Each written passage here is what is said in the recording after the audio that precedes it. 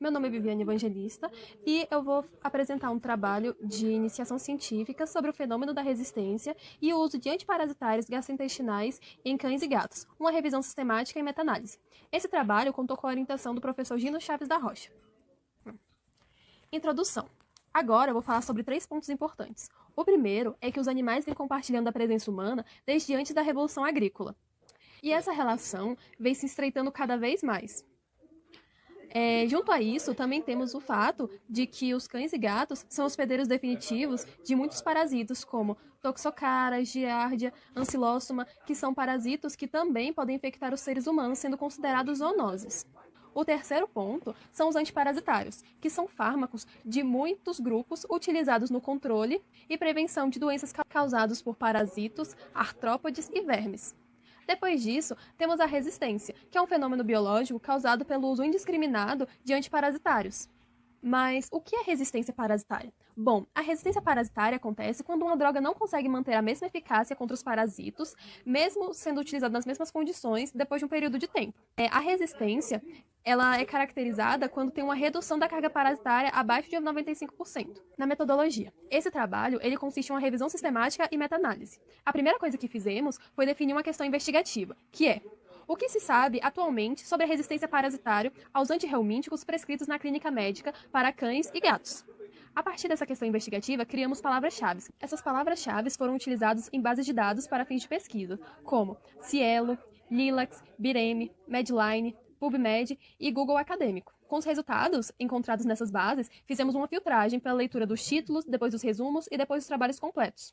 Depois dessa filtragem, os artigos foram submetidos à eleição a partir de critérios de inclusão e exclusão pré-definidos. Com isso, foram incluídos nessa análise artigos que tratavam de resistência parasitária em cães, em gatos ou em ambos, e também estudos sobre a eficácia de antirreumínticos em cães e gatos.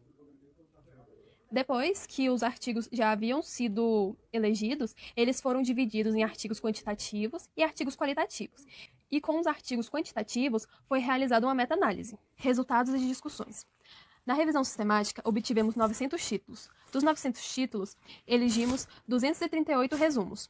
Dos 238 resumos, foram escolhidos 23 artigos, que foram divididos em 10 artigos para análise qualitativa e 13 artigos para análise quantitativa, que é a meta-análise.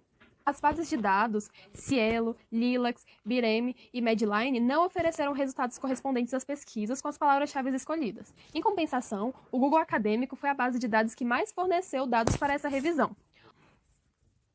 Os países que mais produziram artigos relacionados à resistência antirreumíntica foram os Estados Unidos, a Austrália e o Iraque.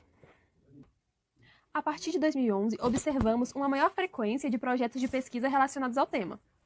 Os achados parasitários mais comuns nos trabalhos foram Toxocara, Girofilaria e Ancylostoma.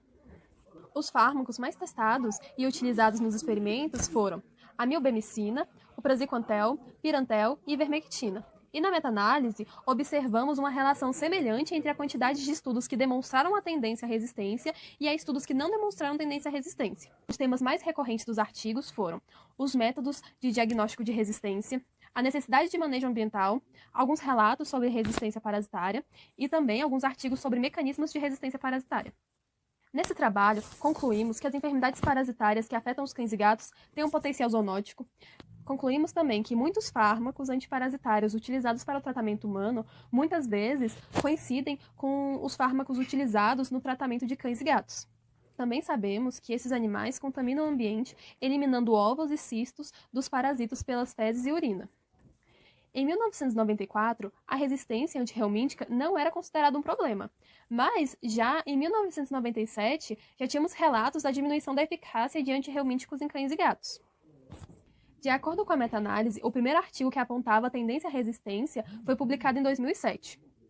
Mas, nos últimos 4 anos, outros artigos sobre o tema também foram publicados, principalmente abordando temas como o mecanismo de resistência, os métodos de diagnóstico, apontando assim uma crescente atenção ao tema. E o que tiramos disso tudo? Nós observamos que tem uma grande necessidade de realizar novos estudos sobre a emergência da resistência parasitária, porque, devido à sua importância, ela pode vir a se tornar um problema grave, e não só para a saúde animal, mas também para a saúde pública.